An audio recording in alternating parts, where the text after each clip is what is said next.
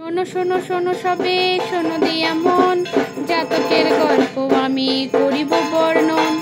এক দেশে এক রাজা ছিল, মনটা তাঁর ভালো, তার সঙ্গে ছিল একটা বানর, ঘর করে সে আলো। বানরটি ছিল বিশ্বাসী আর খুবই ভক্তিমতী, তাই তার অন্দরমহলে ছিল অবাধ গতি। একদিন রাজা মশাই দিবানিদ্রা দিচ্ছিলেন, হাওয়া করার দায়িত্ব রাজা বানরকেই দিলেন। হঠাৎ করে কোথা থেকে মাছি একটা আসে, বানর যতই দেয় হাওয়া, মাছি ঘোরে রাজার আশেপাশে। রেগে মেগে বানর তুলে নেয় তলোয়ার হাতে, চালিয়ে দেয় মাছির ওপর সেটা সাথে সাথে।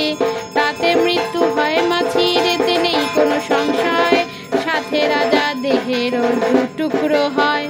এই গল্প থেকে আমরা পেলাম এক শিক্ষা, শত্রু পণ্ডিত ভালো, মূর্খ হিতৈষী না।